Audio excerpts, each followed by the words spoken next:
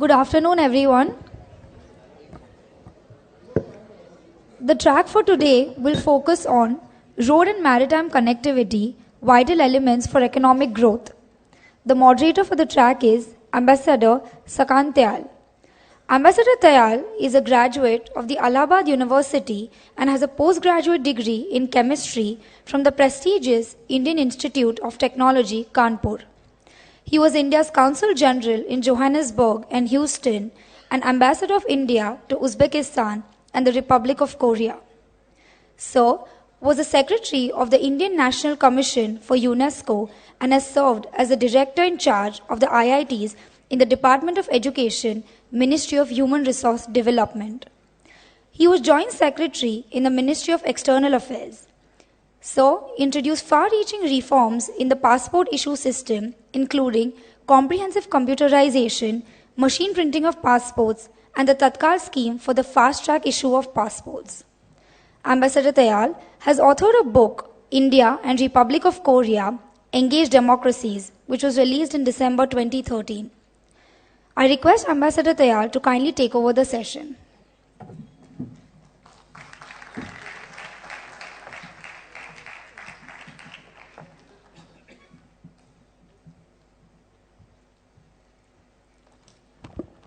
Good afternoon and a very warm welcome to eminent panel, distinguished participants, and the members of the Symbiosis family. The theme of the conference is India's Look East, Act East policy, a bridge to the Asian neighborhood. And I noted the word Asian, A-S-I-A-N, it is not ASEAN, A-S-E-A-N. And there is a very important message in this. And the message is that our very dear neighbor Bangladesh is included. Because in my view, India's Look East policy, in India's Look Act policy, Bangladesh has a very critical role. And I am very happy that we have an eminent member of the panel from Bangladesh. The theme for track 2 is road and maritime connectivity, vital elements for economic growth. Now, formally, India embarked on Look East policy in 1992. Now, 2014, it is a Look Act policy. Successive governments, successive prime ministers have done a lot. They have tried to do a lot. There have been a lot of words, lots of promises, but perhaps performance has been wanting. But now, perhaps the time is more opportune because India's relations with Myanmar have warmed. We all know the reasons for some coldness earlier. And India's relations with Bangladesh are also now excellent, which were perhaps not so when Bangladesh had the former government. So if there is more connectivity and more contacts and more Act East, there can be a win-win situation not only for our Northeast region, but also for Myanmar, because there can be stability, peace, prosperity on both sides of the border. And also in Bangladesh, because there can be, crudely put, some kind of a trade-off that transit facility and supply of power from India to Bangladesh. If we look at the region, India has really no choice. SAARC is stunted, SAARC is not going anywhere. The SAARC summit in Kathmandu was less than great last month.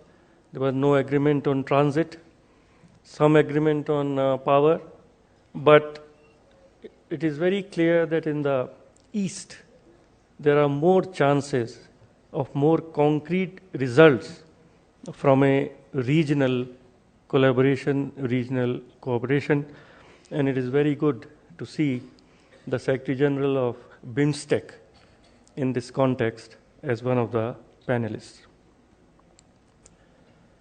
Connectivity can have several dimensions. Fortunately, we have excellent political connectivity as far as India's eastern neighbors are concerned, or all the members of BIMSTEC are concerned. It's very essential to have people-to-people connectivity, connection of hearts and minds through tourism, education, films, TV programs, cheap telephone and cell phone calls across the borders. But whatever is done in Act East policy, or connecting the eastern region widely in BIMSTEC region, one important factor would be that there should be employment of generation of employment in all the member countries, because this would be the touchstone by which the masses will judge the success of this policy. Then, of course, we need institutional connectivity between law enforcement agencies, because in many parts of this region there are issues. Civil administration should be able to talk across the borders and also across the interstate boundaries. Acceptable permits for trade and transit. Customs rule forms should be in some language which can be understood by everybody.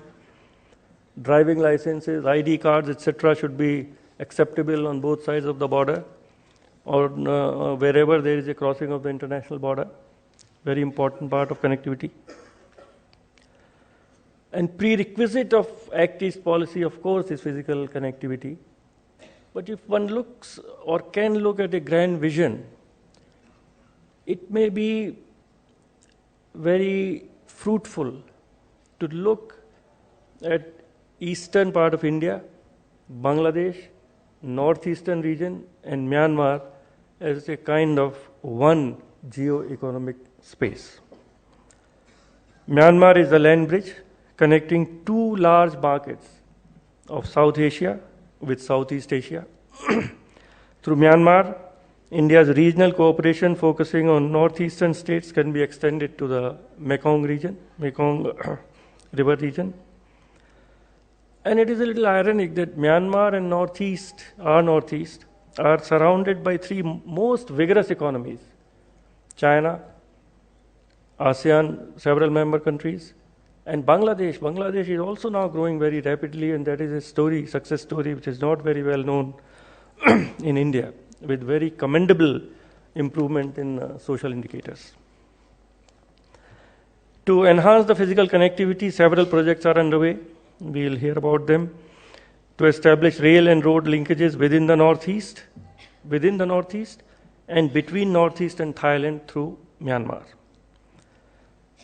To discuss the theme this session, some of the issues to reflect upon could be: one, the trilateral India-Myanmar-Thailand highway, whether it would be a milestone in regional economic integration. Two, what are the possible geopolitical implications of the India-Myanmar-Thailand partnership? Three, could our northeastern region develop in the next business hub of South Asia and BIMSTEC? Four, and in India's maritime diplomacy, what are the challenges and opportunities? And five, how promising is BIMSTEC, or how promising can BIMSTEC be in promoting regionalism? To discuss all these issues and more, we have a very eminent panel.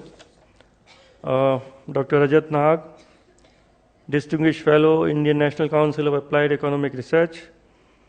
He also serves as Chair, Look East Council of the Indian Chamber of Commerce, and is a visiting professor at the Asian Institute of Management in Manila. Mr. Nag was till recently the Managing Director General of the Asian Development Bank. Mr. Nag began his professional career at the Bank of Canada and held senior positions in a leading international consulting firm before joining ADB in 1986. Ambassador Munshi Faiz Ahmed completed his BA in Political Science from University of Dhaka, Bangladesh. From 2007 to 2012, he was Ambassador of Bangladesh to the People's Republic of China. He also served as High Commissioner of Bangladesh to Singapore. From March 2000 to June 2001, he was the Director General, Ministry of Foreign Affairs, and shortly after was Consul General, New York. At present, Ambassador Munshi chairs the Bangladesh Institute of International Strategic Studies. Our third panelist is Mr. Sumit Nakanandala. He was appointed as the first Secretary General of the Bay of Bengal Initiative for Multi-Sectoral Technical and Economic Cooperation, BIMSTEC in short, in March 2014, just this year. He is a seasoned diplomat from Sri Lanka. He has served as a Deputy High Commissioner in Chennai in 2001. He was High Commissioner in Kathmandu in 2006, and he has also served as Counselor in the High Commission of Sri Lanka in New Delhi till the year 2000. I have great pleasure in now inviting our first speaker, Dr. Rajat Nag, to come and share his thoughts with us. Thank you.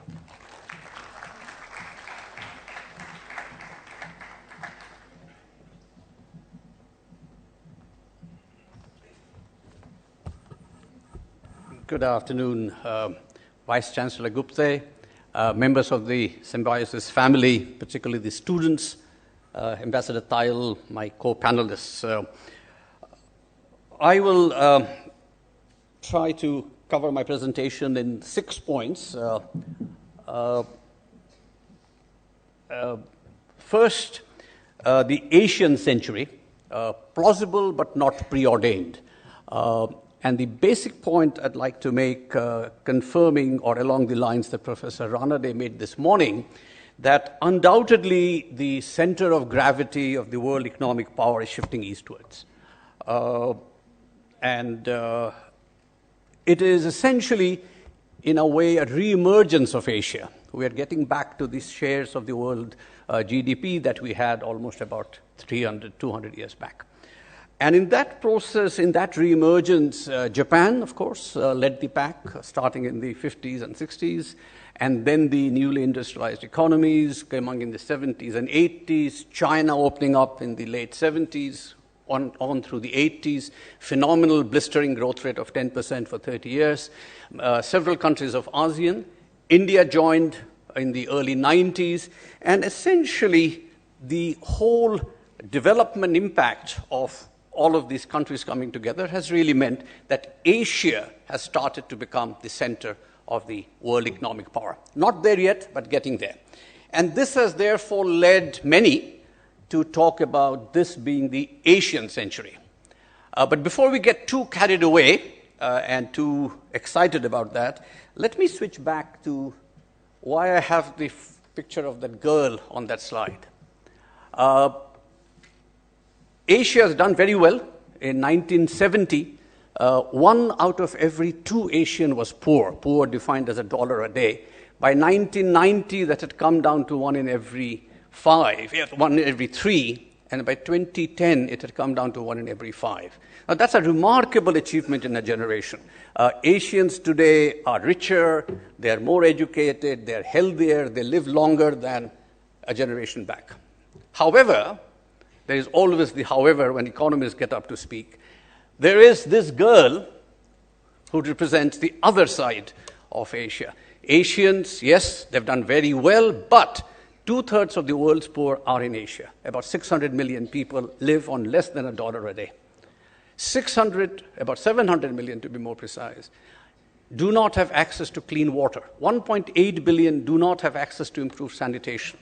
Maternal mortality in many parts of Asia, unfortunately, including in India, though improving, still worse than sub-Saharan Africa. And she represents that other face of Asia, which is not so shining. And this is why I put her at the center of everything we're talking about. The reason we're doing all this, we're talking all this, is to get that face to converge to the shining face. Until that happens, I would say that the Asian century is plausible, but it's not on autopilot. It's not going to happen just because we extrapolate the Chinese growth rate and Indian growth rates and say by 30 years we would have achieved $30,000 per capita. It is plausible, but not preordained. But I'm certainly very optimistic, but I just wanted to put that context. So that's the first point that I wanted to cover. Second point, again, very eloquently covered by my panelists, chaired by Ambassador Singh, that look east and act east. are really critical for the development of East and North India. So, and the point that Ambassador Tayal just made, I think the development of eastern part and northeastern part of India are very synergistic with the Look East and Act East policy, because all connectivity, which is what I'll come to in a moment, physical connectivity, is going to happen from that part of our country through Bangladesh or through Myanmar. And in that process, it will be a win-win proposition. And tomorrow's sessions on Northeast, of course, will get into this in much more detail. But when we talk about LEAP, by the way, I'm a great fan of acronyms, so I call of Look East, Act East policy as LEAP, India's LEAP. And I think India's LEAP really is building that bridge to the Asian neighborhood. And this is why I think the topic that the organizers have chosen could not be more appropriate and couldn't also be presented in a much better way in a cryptic way. So Look East and Act East are important for India, regional aspirations, but as much for national aspirations, as much for national integration. My third point, sorry, that was a map that I had put. I can't talk and move the slides at the same time, so excuse me for this. Anyway, this is what, looking east has to be, as I said, through Bangladesh and Myanmar. Myanmar's isolation, as Ambassador Tayal alluded to, was obviously a factor in which that connectivity did not happen. But that period, bilaterally, China moved very aggressively to build that connectivity north-south. India has joined, but a bit too late, but we therefore have to make up. It's a bit too late only in the sense that we didn't do it as early as the Chinese did. So third point is the critical importance of greater regional cooperation. When I was preparing these slides, I knew that I'll be speaking to this audience, which doesn't need to be convinced of it. But for the sake of completeness, there it is. I'll not go through it because I think all of us believe in regional cooperation and the importance of it. But I've taken great care and pain to put on slides which you can ignore when you get them. But here they are. And it basically makes the point. How does it move? Basically makes the point that cooperation pays and conflict doesn't. And in study after study, in examples after examples, and we'll come to that in a moment, Greater Mekong Sub-region, BIMSTEC, many others, it shows that cooperation has resulted in a win-win proposition. It has never been identical wins. Both countries cannot win to the same extent, but overall, it's a welfare-enhancing proposition. And I give various reasons of why regional cooperation, but this audience doesn't need to be convinced, so I'll skip. But I'll just make one point, that regional cooperation of the type we are talking in Asia, which we have talked over the last 40 years, is called what I say open regionalism, which means that we're not going to build a fortress around ourselves. We are going to make it greater integration within ourselves, but will be open to others, open to markets. It's going to be a multi-track, multi-speed process. And I'm sure my other colleagues will speak more about this, but it is not going to be an exclusive club. It's going to be an inclusive club. And these are various reasons, if you want to know the reasons for regional cooperation, 5 of them. But a point I also want to make, that countries need to cooperate in their own self-interest, not as an act of altruism or neighborly love. I cooperate with Bangladesh because I get something from Bangladesh, and so does Bangladesh. So nobody is asking us to do a favor to Bangladesh or vice versa. But what we will see through all the presentations, that it is a win-win proposition, not always identical. I keep saying it because I find sometimes in discussions, people get caught up. But what's in it for them? And I keep saying, look, why don't you worry about what's in it for you? And they'll worry about what's in it for them. But so long as it's both positive, if not identical, the process should happen. Cooperation pays, conflict doesn't. Okay, let me get to really the topic that I'm supposed to be talking about, which is about connectivity. We can talk about regional cooperation, we can talk about LEAP, but it can only happen when there is connectivity. And I think Ambassador Tayal summarized it very, very well. Physical connectivity, software, people to people, institutional. I'll talk first about the physical connectivity. And the point is that connectivity is a necessary condition. Just because of connectivity does not mean that everything will happen, but it's a necessary condition. So let me turn to physical connectivity by talking first about the roads, the plans for the Asian highway network. Now, not all of those links are in place. There are several missing links. But what I think is encouraging is that a lot of it is there.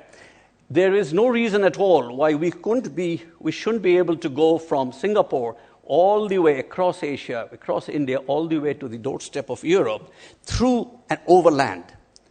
Missing links, particularly in Myanmar and in connecting Myanmar to ASEAN, connecting India through Myanmar into ASEAN, are missing. But as I'll discuss, some of those links are either there, which needs to be upgraded, or were there, which have fallen into disrepair and needs to be upgraded, but it's possible.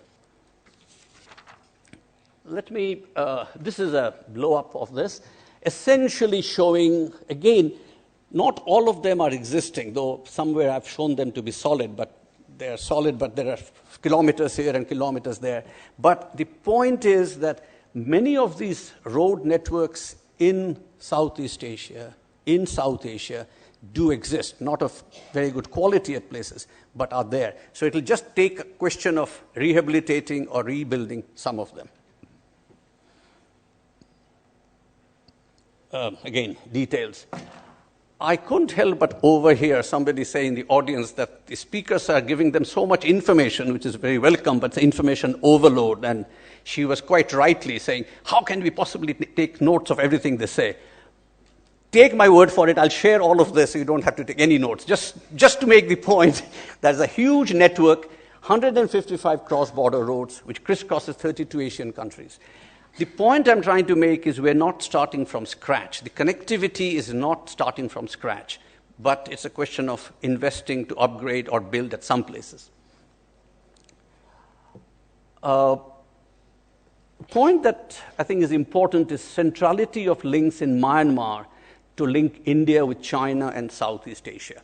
So, and I'll show some of them. The point is Myanmar is the land bridge for India to Southeast Asia, but also to China. So I think Ambassador Wadhwa had made the point about India's look east is ASEAN plus China, couldn't agree more with her, and of course Japan and Korea. But the physical landmass of connecting India to China to Southeast Asia is really through Myanmar. And therefore, some of the links in Myanmar become very important, and Mr. Wadhwa this morning had referred to some of them, which I think are extremely important, the one from Mode to Tamu, and I'll come to that in a moment. Three routes which are very critical to connectivity between Myanmar and northeastern India. I'll skip the details, but I'll show you on a map. It's basically Mode to Tamu, Mode in Manipur, Tamu in the Sagaing region of Myanmar, and then connecting onward through Mandalay to Yangon to Moesat in Thailand. So this is the so-called trilateral highway.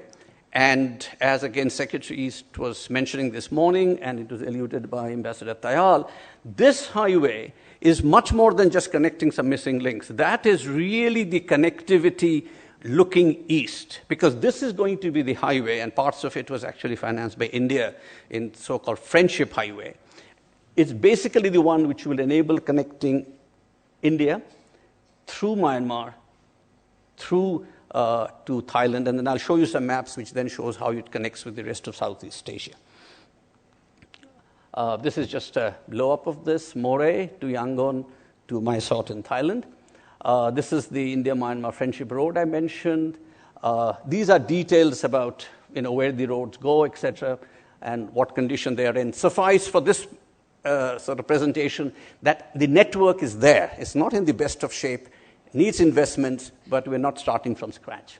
There is another route, Zolkatawar to Ri, Zolkatawar in Mizoram and Ri in Chin state of Myanmar. Again, a very important land route if it gets done, because it will be the shortest land route connecting Myanmar and Kolkata through northeast India, if the sections of Aizawl and Agartala is improved. The point, again, I'm trying to make is that the look east policy, I think, is a brilliant strategic move, but is underpinned with things on the ground in reality. And these are the routes which are there, which need to be upgraded. A very famous one, which is known as the Stillwell Road. This one will connect from Ledo in Assam through Myanmar to Kunming to China. And this highway was built in the during the Second World War by the Americans, basically General Stilwell's. And this is the so-called Stillwell Road, which again, this is a small part which is missing, about 60 kilometers or so, if I remember correctly.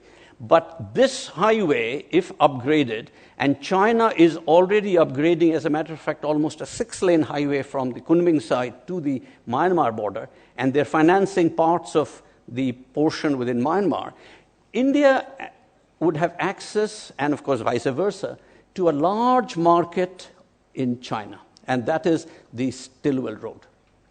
And if you go through Kolkata, through this, but you can also think of transit facilities through Bangladesh into the Stillwell Road. So, exciting possibilities, and I'll come to later what will be the constraints, but at the moment, I think one can see that if there is political will, and we'll come to that in a moment, the physical connectivity is very, very possible. Okay. I hope somebody will warn me about time so that I can... Okay, let me show you a glimpse of the Stillwell Road. Not something you want to take if you feel sick while driving, but this was built during the Second World War. And if the road could take troops, then certainly it can take goods and services and people on more benign missions. Okay, so that's the road, and if we can connect all of that, then see that will happen, and I think this is what Mr. Matsumoto had shown, that if you could connect Tamu, bring it up to here, if you could bring India connected through Myanmar, you could get into the new corridor, the East-West Economic Corridor, and you're into the South China Sea. So basically, the connectivity of the entire Southeast Asia, and I've shown you Stillwell Road, is very possible. And these are in place. This one is already in place. This one is getting put. But that is the connectivity that is possible. Okay, very quickly, because I've been alerted about time, this is how the road networks will look like. Once we can get to Myanmar into Thailand, then your entire network of corridors in Southeast Asia becomes possible because it's already there. We can look at the Trans-Asian Railway. Again, similar situation. A large part of it exists, some missing links in Myanmar, some missing links in China, some missing links in certainly northeastern part of India. But a Trans-Asian Railway network, again, I'm trying to not make it sound too easy, but I also want to make sure that you understand that the network is there in most of the places. Okay. Maritime. Again, this is India's Project Mawsum. Prime Minister Modi has talked about it. This is basically the Indian Ocean. The littoral states of the Indian Ocean can be connected. On a more nearer home scale, this is the Bay of Bengal and ports along the Indian coast, connecting with Thailand, connecting with Myanmar. And you can go from Kolkata to the northern states of India, cheaper, economical, and more efficient by a sea route, going from Kolkata to the Sittwe port in Myanmar, and then up through the roads that we talked about earlier. So these are all in somebody's mind, conceptual, but very doable. Some of them were actually there before the pandemic. This is the Chinese proposal. The Chinese Silk Road, again, existed before and being rehabilitated, going all the way from Shenzhen all the way to Europe through Istanbul, but also a Chinese maritime Silk Route, which will connect the southern South China Sea through the Straits of Malacca into Bay of Bengal, into the Horn of Africa, and into the Mediterranean Sea through the Suez Canal. Now, and these are questions which our senior policymakers like Secretary East and others will have to reckon with. Is this a crisis? Is this an opportunity? Is this a conflict? But that is the reality. India, as a large power, China as a large power, will have their spheres of influence. How this will pan out, how the connectivity will pan out, is something that I think policymakers, leaders on both sides will have to work on. I'll come to that in a moment. But very quickly, digital connectivity, you can have energy cooperation, energy sharing between India and Bangladesh, Behrampur to Bheramara, a 500 megawatt transmission line has just been inaugurated last year, enables transfer of power, but more importantly, stabilizes the entire regional energy grid. So basically, if there's a shortage of power in Bangladesh, it can go from West Bengal, which is the plan at the moment, but you could have power being transmitted from the eastern part of Bangladesh into northeastern states, or vice versa, if you can think of a regional grid. Some would say, are this all good thoughts, but doable? I'll skip the software component because Ambassador Tayal talked about it very well. It's not enough to build a road or a railway. You really need to have the common transport policy. You need to have the software. You need to have the common customs border arrangements, the driver license, etc. Okay. Has this been done before? Yes. It has been done in the greater Mekong sub-region. Again, Matsumoto-san had mentioned about this. And the interesting thing is, this happened in the middle of the Indochina conflict. The Indochina conflict still wasn't quite over in the 90s when the countries of the Mekong, along with China, got into this regional cooperation project. And I'll show you something which is, and this is the process they followed, one very important one.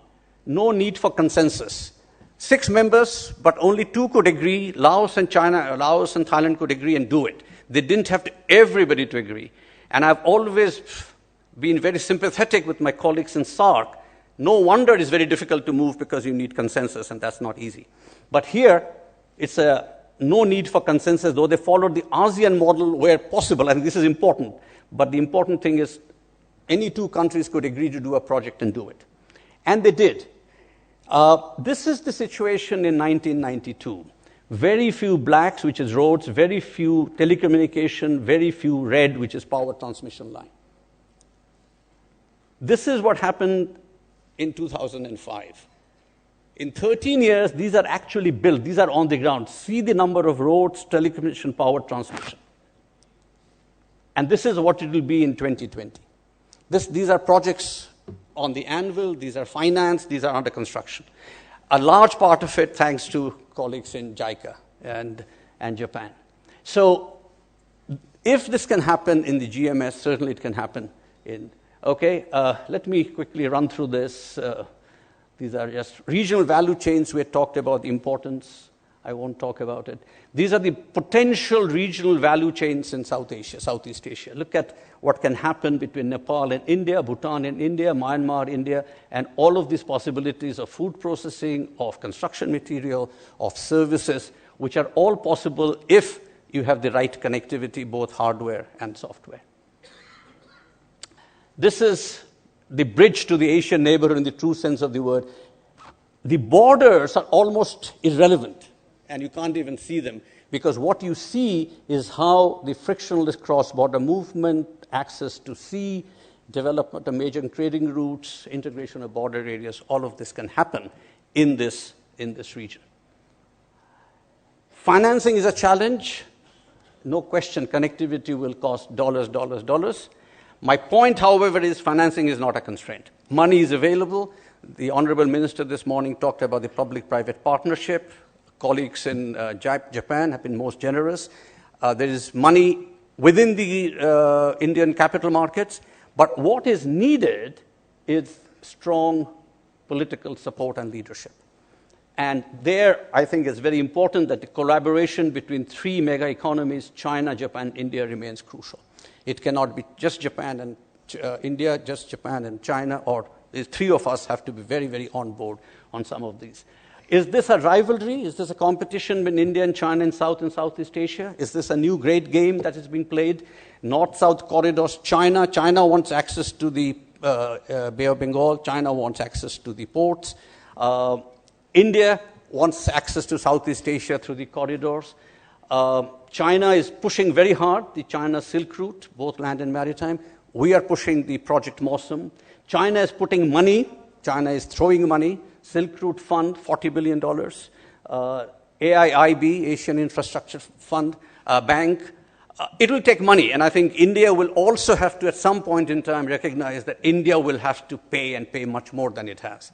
But again, I don't think money is the constraint. Even the requirements of the physical infrastructure, which runs into, I would say, at least about $300 billion by our reckoning, $300 billion. India and China can afford it.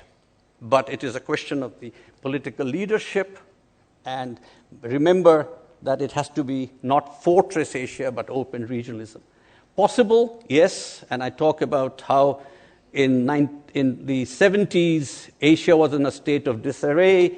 China was going through a cultural revolution, Vietnam War, India-Pakistan War. Indonesia was coming out of a very difficult part in its history. Dire poverty, I talked about.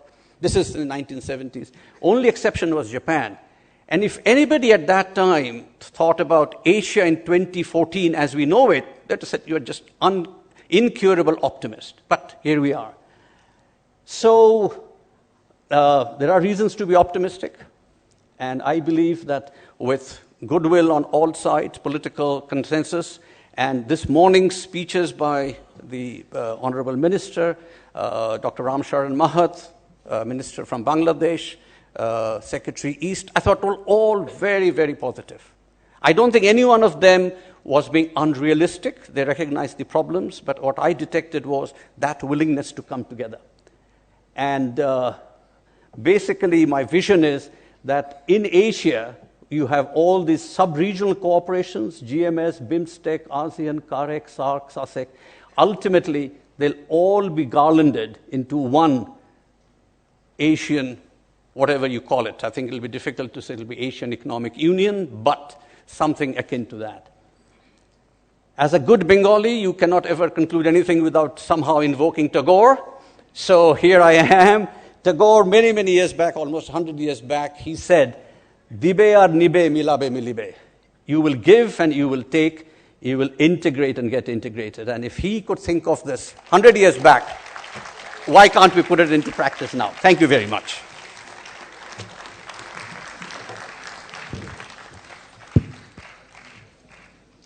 Thank you, Dr. Nag, for inspiring us, all of us, to take the leap towards the East and also to integrate and be integrated. You also introduced a element of reality check by saying that Asian century is possible, but it's not preordained. But I am glad you ended on a note of optimism. I'll now invite Mr. Sumit Nakanandala, Secretary General, Bay of Bengal Initiative, to share his thoughts. Thank you.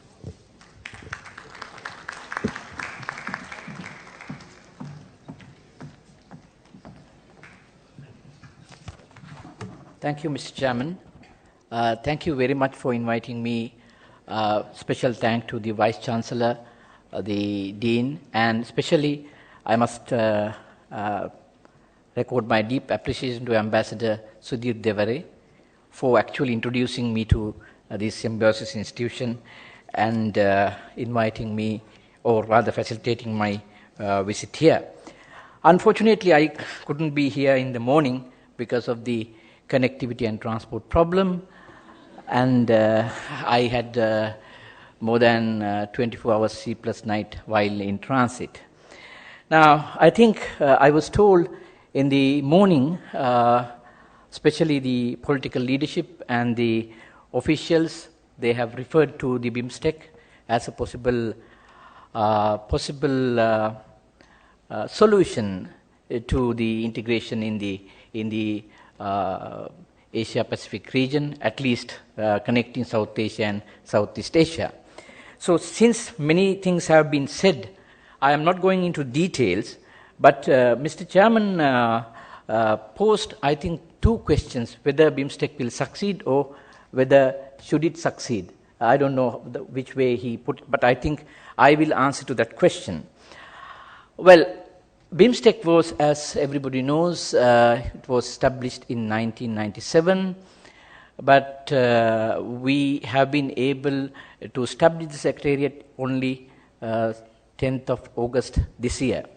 I think there are reasons why it got delayed, because we also got the experiences from other regional organizations, but I think we have done the right decision to establish the Secretariat.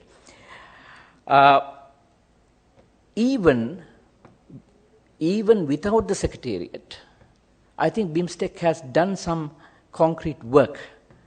This has to be placed on record, especially on connectivity. We have done some good work with the ADB. In fact, I could see Dr. Nag's the presentation. There was an underlying philosophy of ADB thinking, supporting the regional cooperation and integration. In fact, in the region, there are two important institutions outside the political arena which are really supporting regional cooperation and integration, what I call RCI. One is the Asian Development Bank, the other one is the UNSCAP based in Bangkok.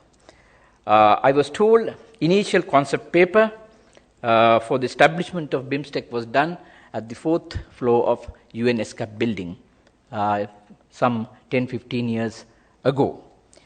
Now, I'll come back to this point, important point, because connectivity has been the real problem in reaping the benefits of regional integration. In fact, without the connectivity, there is no point in having regional integration. It is useless. I mean, I think from today morning you have been listening to various explanations, presentations. Ultimately, it comes down to the connectivity. I am very happy that Mr. Nag has brought two important concepts, the Asian Transition Railway Network and Asian Highway. Both are intergovernmental agreements pioneered by UNSCAP. These are very important fundamentals of connectivity in Asia and the Pacific in a larger sense.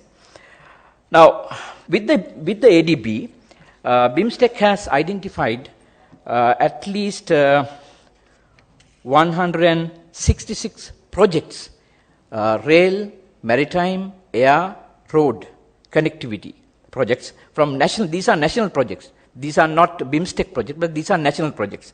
And we have done a number of workshops.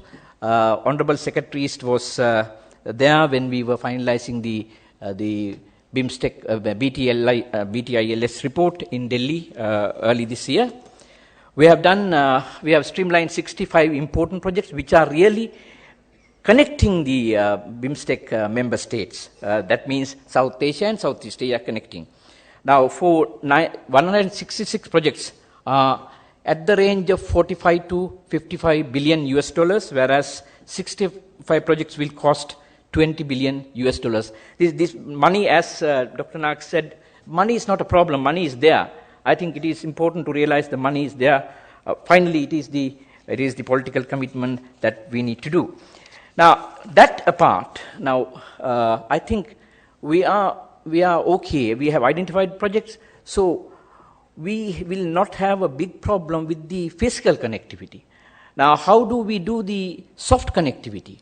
Because the integration again is meaningless and useless if you don't have the soft connectivity, digital connectivity. Now, in that sense, I think last few weeks, UNSCAP has been doing some work, what we call it Asia-Pacific Information Superhighway. There will be an intergovernmental agreement again, like parallel to Asian Railway Network and Asian Highway. Now here, during the last, I think, 4th Committee on Transport and Information and Communication Technology, which was held in Bangkok, they decided to reopen these two agreements, because in order to get the authority to lay optic fiber along with the railway network and highway network, because then you are not going to spend additional money on that. Only provision is that optical fiber cable will be owned by the either road people or railway people. So we have this along with the physical connectivity, this soft connectivity, providing broadband connectivity, which will bring people together, which will facilitate trade, which will also facilitate custom transaction and other things, and commercial e-commerce and other things. So this is something that we are really looking at with the ESCAP, with the ADB, in answering, in finding solution to connectivity. So it is not a difficult thing. I think we have found all the means to do that. The other question was that whether BIMSTEC will succeed. Now, in terms of energy, I think Dr. Nag mentioned about energy, but he didn't go into details. Now, we have more or less finalized the BIMSTEC transgrid interconnection. We have to do few articles we have to re-examine. Once that is done, I think BIMSTEC transgrid connectivity agreement will be signed during the next BIMSTEC ministerial energy ministerial meeting, which will be held in Kathmandu. That's also significant achievement, I think. Then we have the most important thing is that for me is the BIMSTEC Free Trade Area Agreement. I mean, last trade negotiating committee meeting was held in 2011 in Bangkok. Thereafter, there was no progress. 2 weeks ago, Sri Lanka has submitted the negative list, so that we are trying to push the trade negotiating committee into motion, and then trying to finalize the BIMSTEC Free Trade Area Agreement at least by the middle of next year. I'm hopeful. I think it can be done. So we are trying to address energy, which is important, energy security. Then we are trying to address the trade. Trade is important, free trade area. How do we do this? Now, while we are discussing these things, something else is also happening. Now, something which is bothering me is the mega trading initiatives, TPP, RCEP, then market integration. Now, last year, ESCAP resolution, there was a resolution to find ways of market integration in Asia and the Pacific.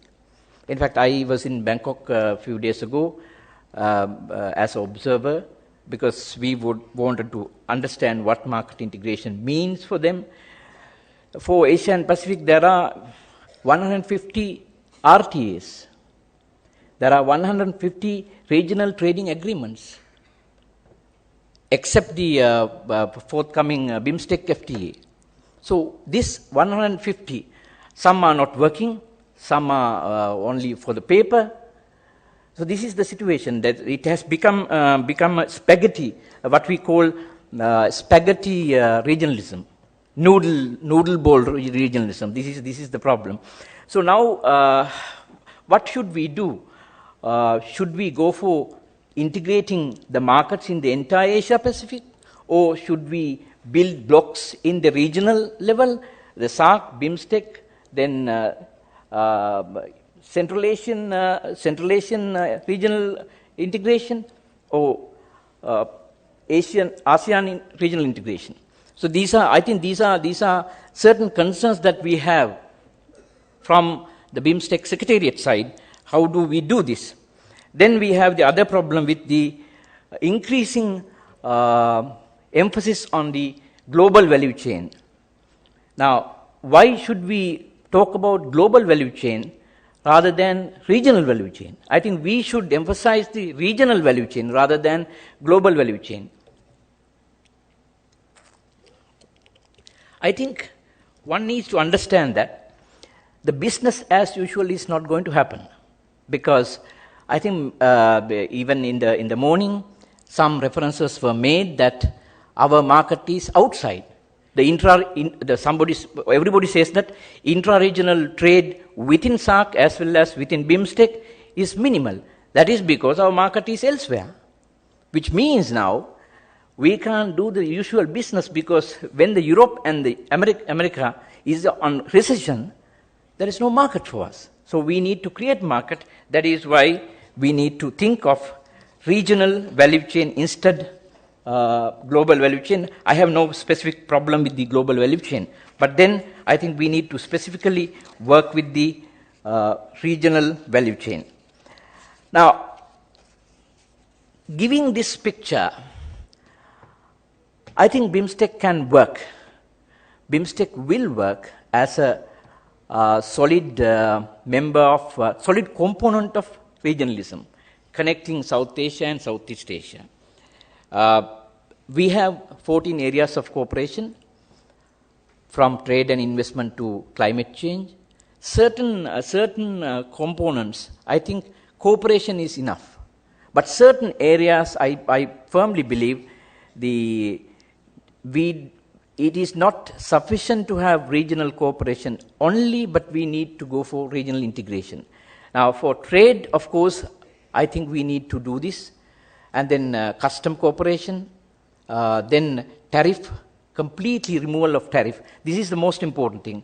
Now, what we need to do is quota-free, duty-free.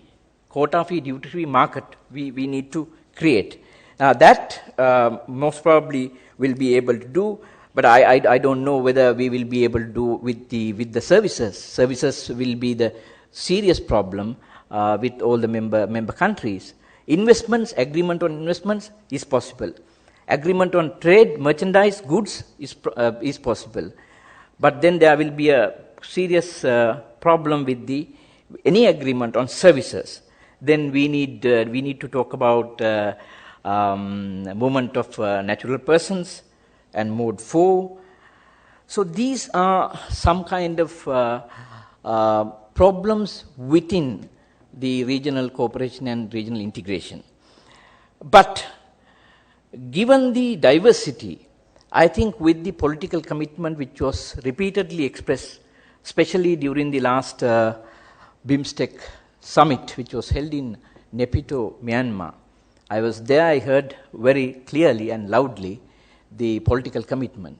But that political commitment will have to be translated into action, because political commitments can be given by speeches and by statements, but it has to be translated.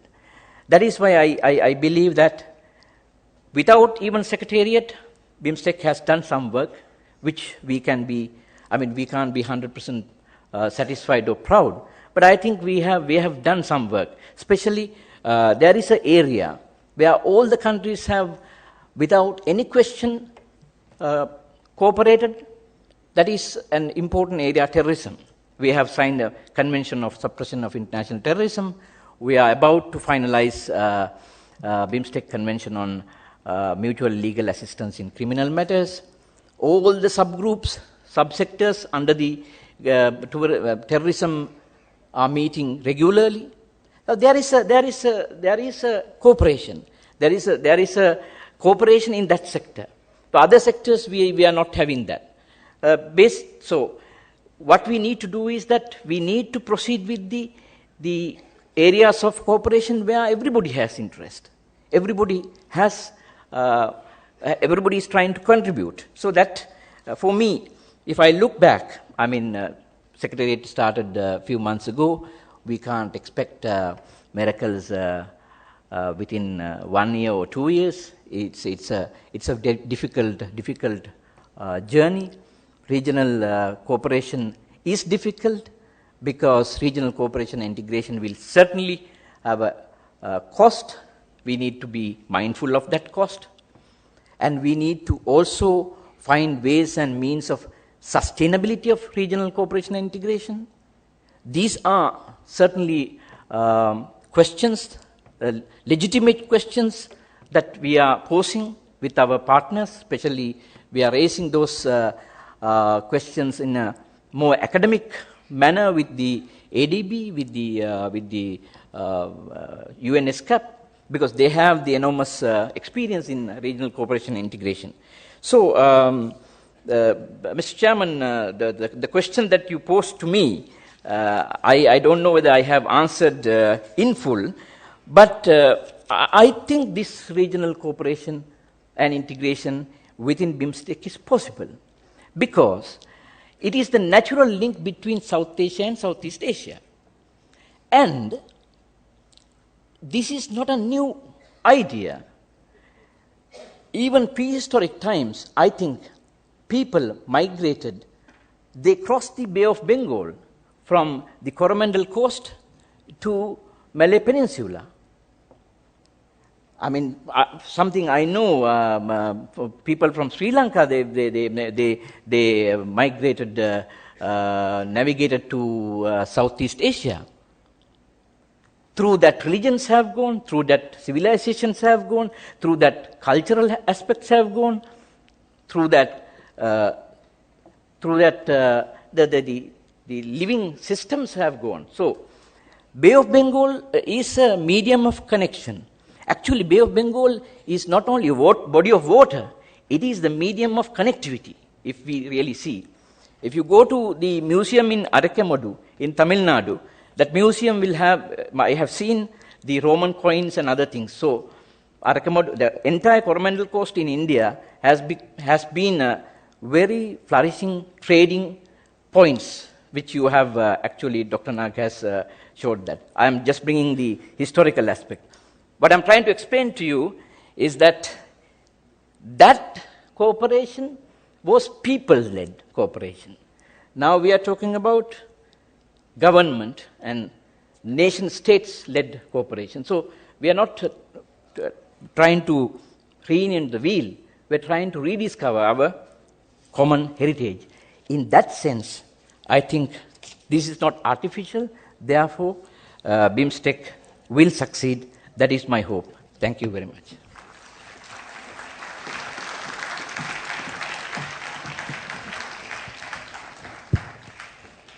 Thank you very much, Secretary General Nagandala. You brought out some very important points that, of course, integration is not possible without connectivity.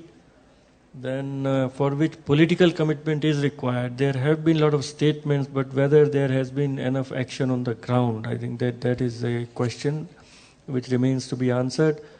And then all these mega FTAs which are coming, and they were discussed at great length at the pre-lunch session by Ambassador Sheshadri. What will be the implications for regional integration? Very good points. And of course, our ancient connectivity with the East, right up to Bali, where you find the remnants of Indian civilization all over Southeast Asia, right up to Bali. Thanks for pointing that out. I'll now request Ambassador Munshi Faiz, Chairman, Bangladesh Institute of International Strategic Studies, to share his thoughts. Ambassador.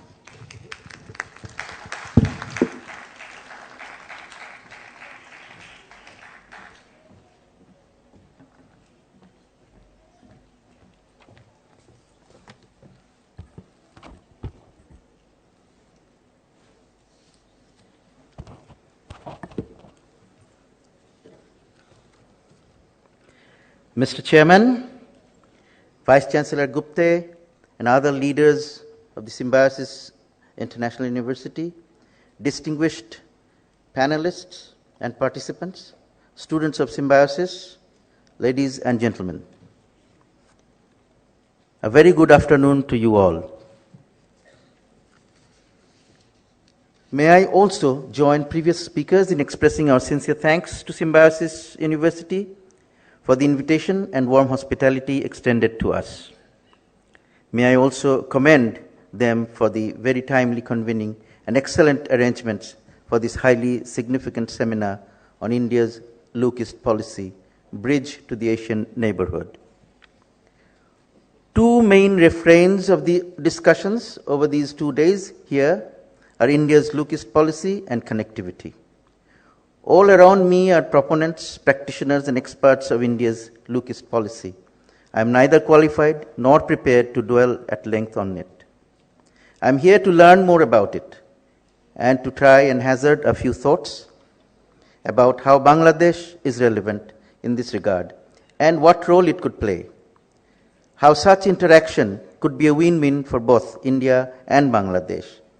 Since this session is particularly focused on the vital issue of connectivity, I shall also try to address it at some length.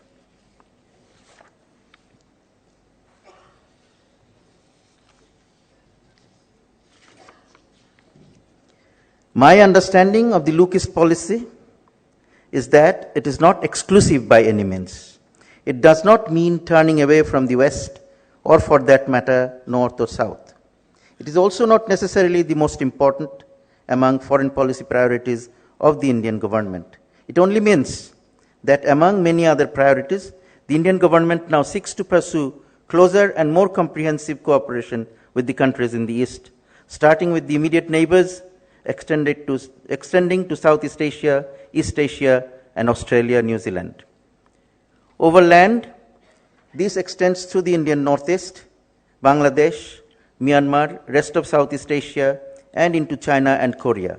By sea, this could extend through the Bay of Bengal and Greater Indian Ocean into the Pacific, reaching coastal China, Korea, Japan, Australia, and beyond.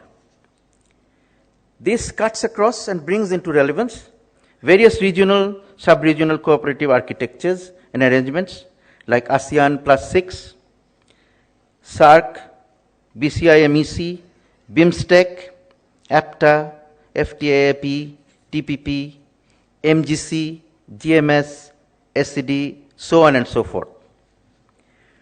One of the major focus of this policy is perhaps also to speed up the development and opening up of the hitherto relatively less developed areas of India's northeast. Bangladesh's location leaves no questions about her relevance to India's Lucas policy. She sits on top of the Bay of Bengal, sharing with India and other littoral states a vast expanse of water of new opportunities and challenges. The recent resolution of the maritime boundary issues between Bangladesh and India and Bangladesh and Myanmar have opened up almost unlimited new opportunities for cooperation. Overland, as India steps east across its borders, it has to pass through Bangladesh to reach Myanmar and beyond into Southeast Asia and East Asia. Connectivity over land between Northeast India and rest of India becomes much easier and cheaper going through Bangladesh. As India seeks to speed up development and opening up of the Northeast, Bangladesh could contribute in the process also through trade, both as supplier as well as a potential market.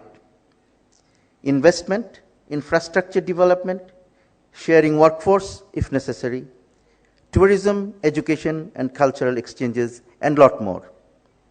In addition, the 160 million people growing economically over 6% annually over almost 2 decades, with excellent investment environment and with a relatively young population and significant demographic dividend, is both an attractive market and investment destination. On the other hand, Bangladesh also stands to benefit immensely from cooperation in all these areas. Therefore, Bangladesh would not only fit snugly into the Lucas policy of India, it would also become a critically important contributing link in the network envisaged. Bangladesh could add significant value to the process, benefiting all the partners, including herself. The ultimate object of foreign policies of countries is to promote mutually beneficial relationships of friendship and cooperation with other countries, fostering mutual understanding and mutual respect through confidence-building measures, addressing trust deficits, suspicions, and tensions, if any. Connectivity and engagement is one of the main vehicles through which to pursue these objects. Let us therefore turn our attention to the important area of connectivity. Actually, the terms relationship and connectivity could be used synonymously. Relationships between and among individuals, between and among individuals and groups, between and among groups, between and among organizations at different levels and sectors, between and among governments or states, all depend on connectivity. Connectivity in essence is relationship. The strength and quality of a relationship depends on the strength and quality of the relevant connectivity. While the other 4 tracks of this international conference stand apart from each other and different aspects of India's look-east policy, connectivity perhaps can subsume all of them within it. Trade, investment, security, education and culture are actually all different spheres of connectivity. When discussing connectivity, we often talk about G2G and B2B connectivity, physical connectivity, ICT connectivity, institutional connectivity, civil society connectivity, and sometimes we'll add as an afterthought, people-to-people connectivity. However, for me, people-to-people connectivity or connectivity of the minds is the essence of connectivity. Unless there are people at both ends, no amount of infrastructure building will ensure connectivity. All forms and concepts of connectivity must serve the people and promote understanding, friendship, and cooperation between and among peoples to be of any value. Long time ago, a senior colleague once taught me a very useful trick. He suggested that while planning an event, a project or preparing proposal for some action, try to work backward from the end. In other words, first fix up the target or objective, then determine the size and shape or format, examine the challenges, find ways to address them, and embark. We could perhaps employ the same trick here.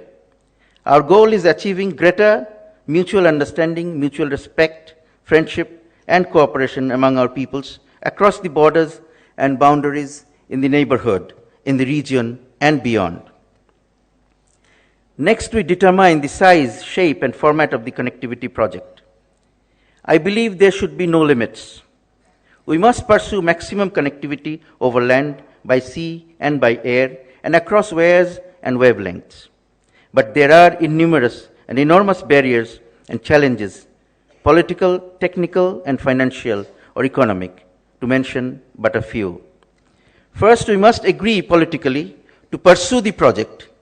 Then we need to address the technical aspects of the projects, draw up a design and plan, decide on appropriate technology, and finally arrange for the resources, funds, location, materials, and human resources, including workers, technicians, engineers, and managers.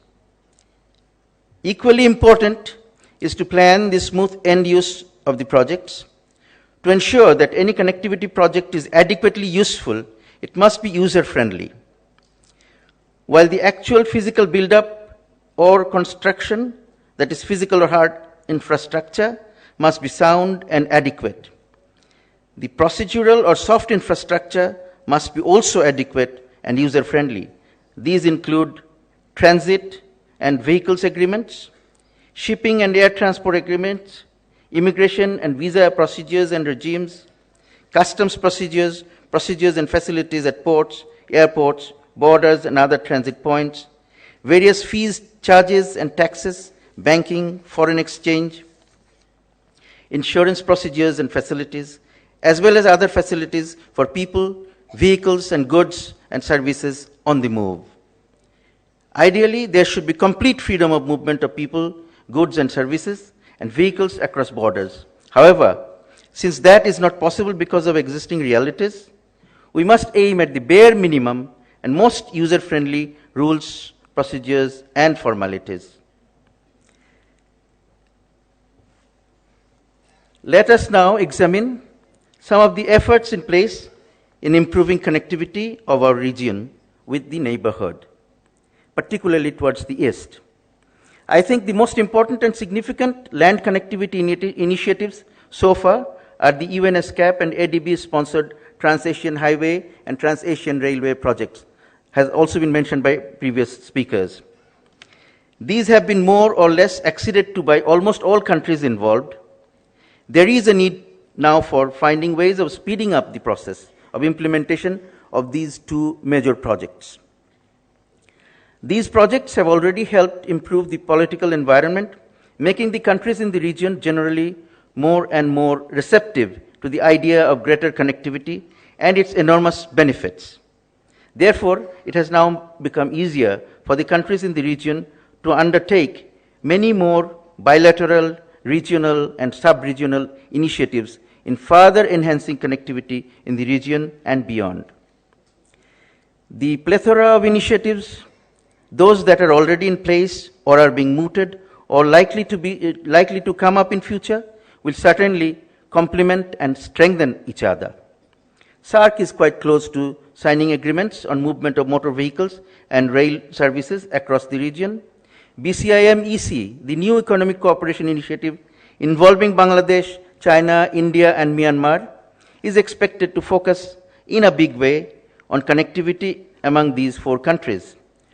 While road connectivity appears to be a priority, as manifested by the Kolkata to Kunming car rally organized early last year, connectivity by rail and by water, both maritime and riverine, are also expected to eventually form major elements of connectivity under BCIM-EC.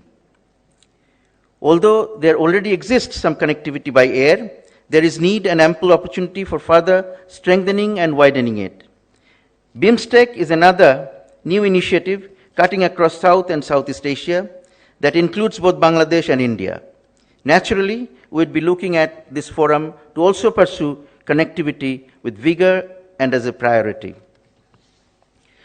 On a bilateral basis also, Bangladesh and India already have some transit and transshipment arrangements in place. There is an arrangement of riverine transit for Indian cargo through Bangladesh between two parts of India. In recent times, multimodal transit transshipment of such cargoes using maritime, road, and river transports have also been arranged on a case-by-case or emergency basis. If ongoing negotiations are successful, then these arrangements could become routine in the future. This could prove a huge breakthrough in terms of connectivity between rest of India and her northeast and beyond, and would drastically cut down distances and costs, triggering a new spate of development in the northeast. Passenger transport by bus and train are already in place, but there is a great need for further improvement, particularly in terms of making border procedures considerably simpler and faster. The issue of road and rail transit of goods between Bangladesh and Nepal and Bangladesh and Bhutan through India have also been under discussion for some time. However, there is still some way to go before achieving workable agreements. India is working closely with ASEAN and supports the master plan on ASEAN Plus connectivity. Negotiations on ASEAN-India Transit Transport Agreement are in advanced stage. Bangladesh is watching these developments closely and hopes to benefit from them. India looks at Myanmar as a gateway to Southeast Asia and is prioritizing road, rail, and maritime connectivity with and through Myanmar. Bangladesh is a logical, convenient, and significantly cheaper link between India and Myanmar. It would be in the interest of all three countries if we could pursue these projects together in a spirit of friendship and inclusiveness.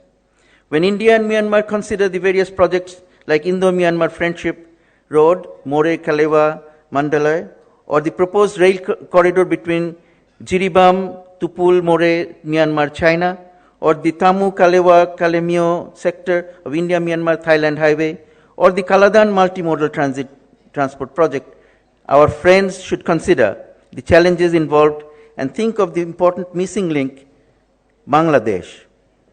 Inclusion of Bangladesh could make many of these projects more cost efficient and easier to implement and use. While considering overland connectivity, we should think beyond just road and rail connectivity. Because our region is crisscrossed with rivers, improved riverine connectivity will also play an important role in filling up critical gaps. Thinking beyond the transport connectivity over land, we should also remain open to considering the huge potentials of resources connectivity in the form of trans-border power grids and pipelines, etc. Bangladesh and India have already put in place, albeit in a small way, trans-border power grid and considering expanding it. Also in discussion are possible power grids from Nepal and Bhutan to Bangladesh via India. Maritime connectivity is of tremendous importance when we consider connectivity in a holistic and global perspective. Bulk of international trade is carried out through the maritime route. If, for some reason, the maritime route were to shut down for a few days, it could spell disaster for almost everyone.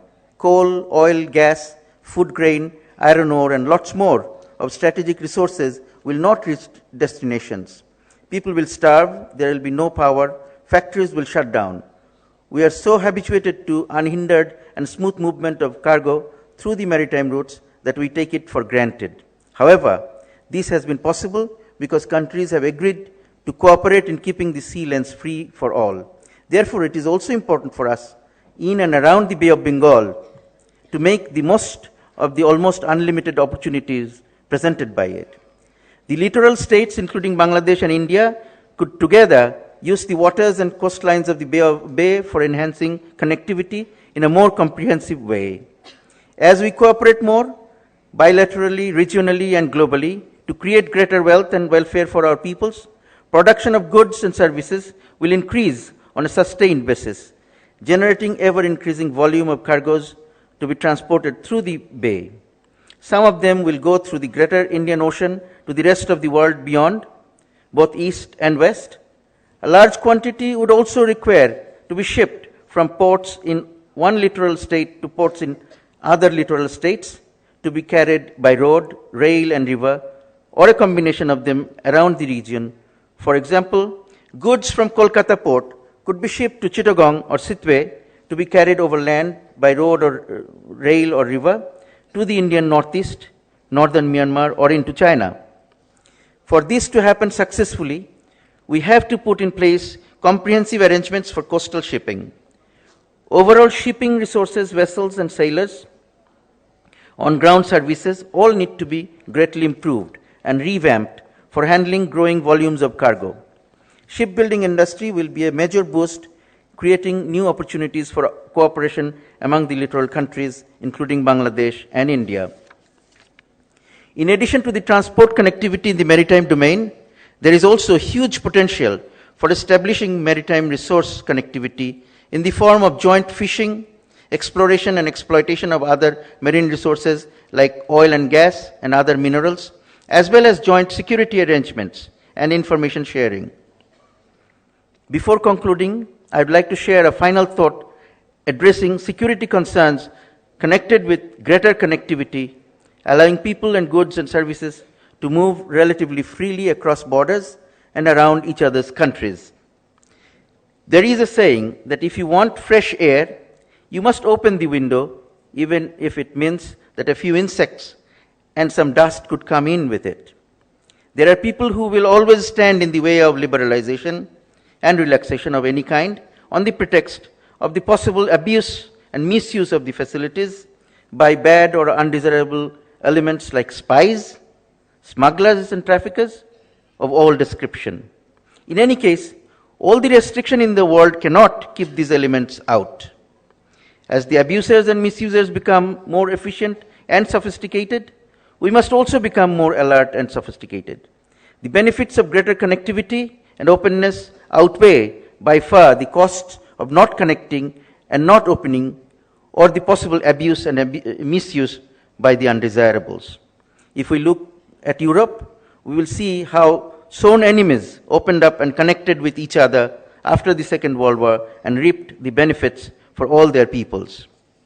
So let us connect with all around us in all possible ways. Let us cooperate with each other in all possible ways to maximize the benefits of our efforts for development and improving the lives of our peoples.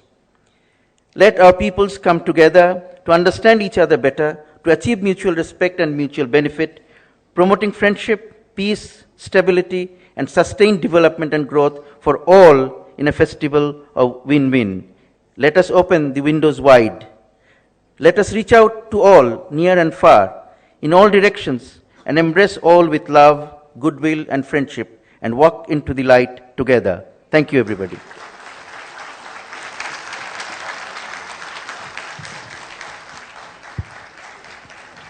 Thank you, Ambassador Faiz Ahmed, for that making a very compelling and case very passionately for enhancing connectivity in our region, in the entire region, in the northeast, and also pointing out the critical role or the relevance of Bangladesh in enhancing connectivity. And of course, people-to-people connectivity is the most important. And but here, perhaps the governments have to do more to convince those people who have some reservations about some aspects of connectivity to take them on board. So the political will of the governments will also become very, very important. We'll have a brief Q&A session. The students of Symbiosis have asked some questions. There are a large number, so I think I'll restrict to 2, and maybe a couple of questions we can have from the floor. First question is perhaps Dr. Nag could answer this, that what is the feasibility of 4P model, adding another P, that is the people, public, private partnership, in the northeastern states, particularly in the context of northeastern states? My feeling is that it's not only feasible, but absolutely necessary. I mean, I don't think we'll get any meaningful cooperation or integration if it is not people-centric and people-based. So I think that is a beginning point almost, rather than an afterthought. And I think all the issues that we are seeing about development in Northeast has to do with how people perceive the regional integration. And I think the people's perception of regional integration, both eastwards into Myanmar, Southeast Asia, into Bangladesh, and of course into mainland India, are all going to be very positive if there's economic benefits coming out of it and security benefits coming out of it. And therefore, I think this is absolutely imperative. Thank you, Dr. Nag. The other question perhaps Ambassador Ahmed could address. The question is, inland waterways transit through Bangladesh, which was proposed by you also.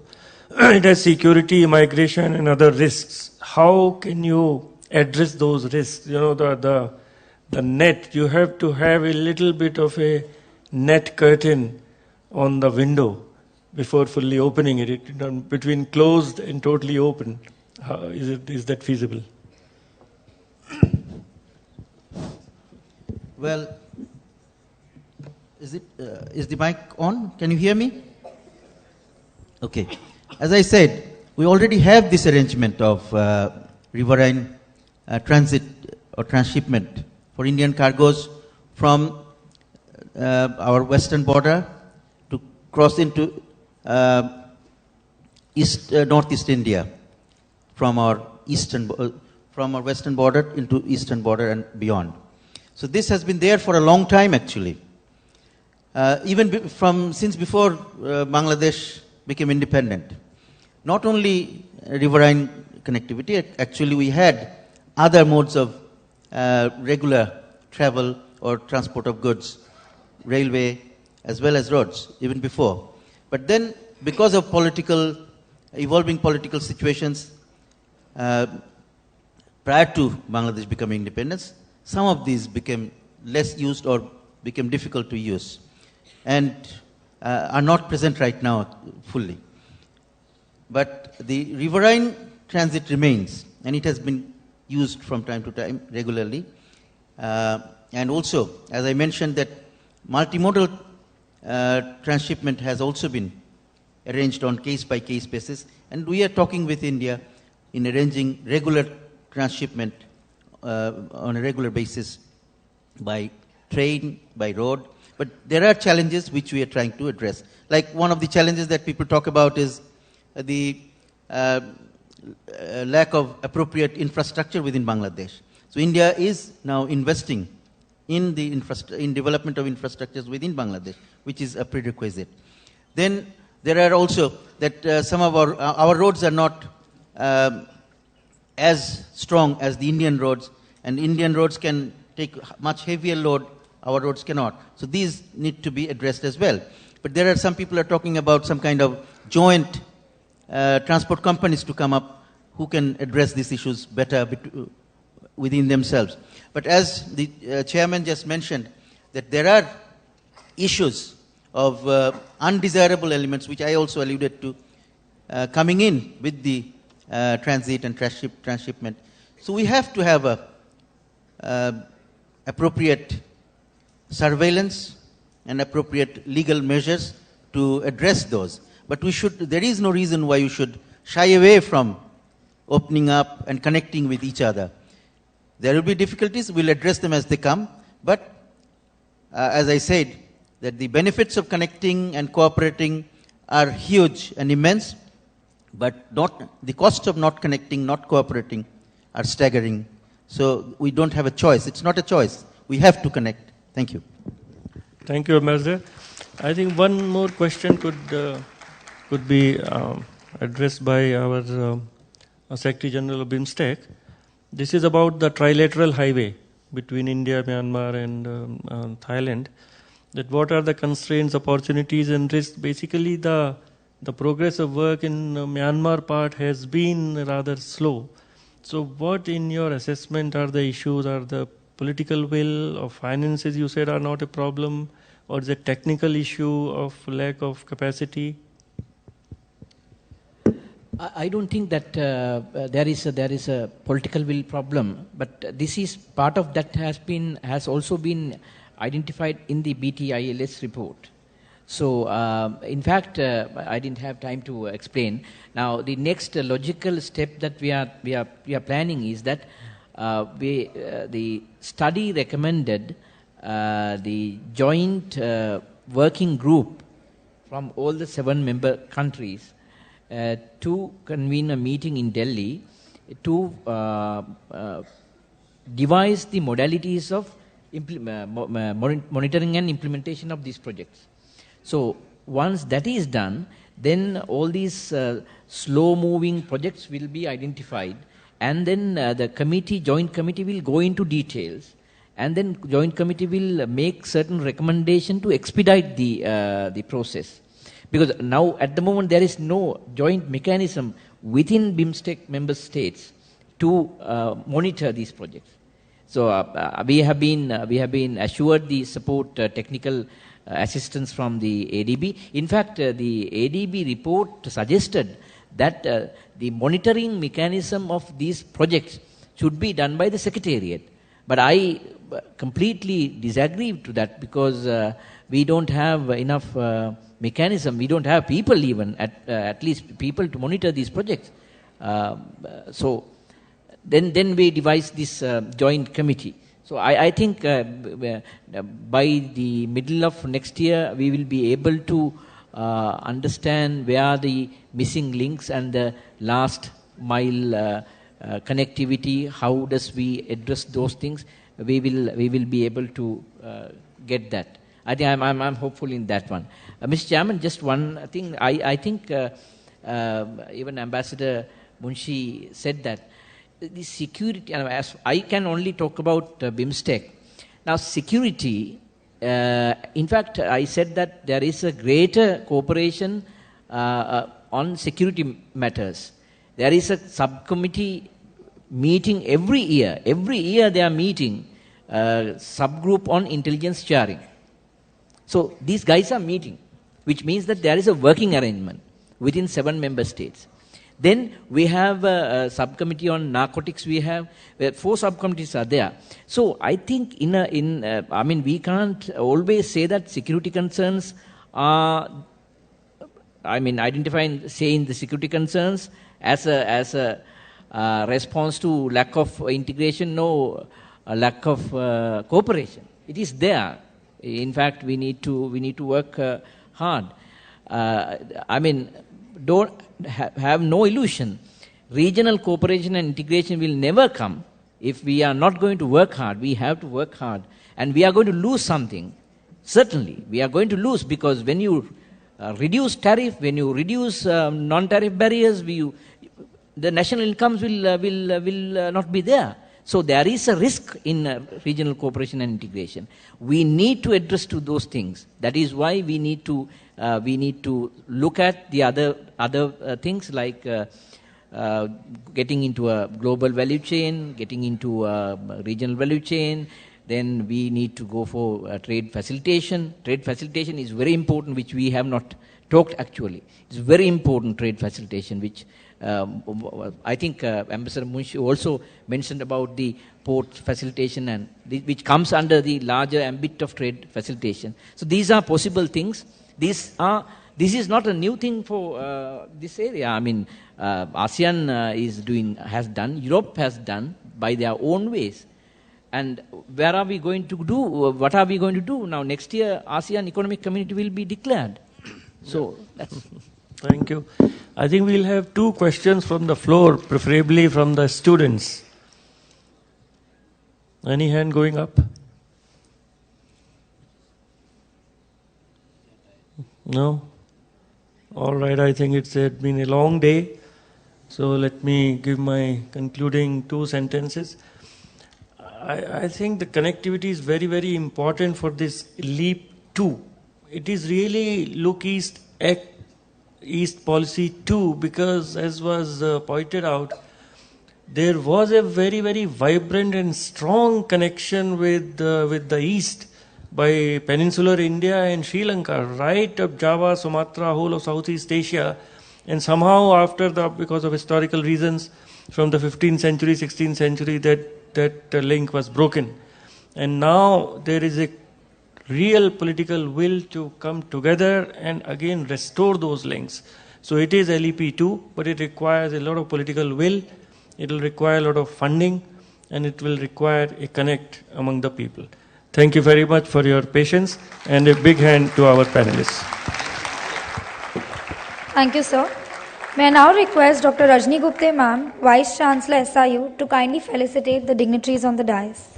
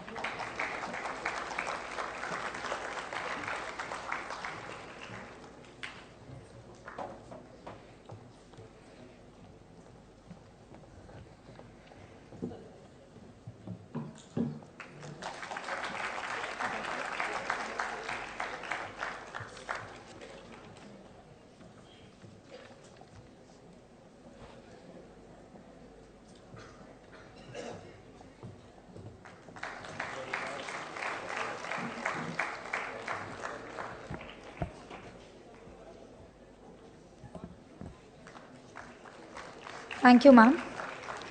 Tomorrow the session will start at 9 a.m. We have Mr. Kiran Rijiju, Honorable Minister of State for Home Affairs, as the keynote speaker. The students are requested to be seated by 8:45 a.m. sharp so that we can start the session on time. Thank you.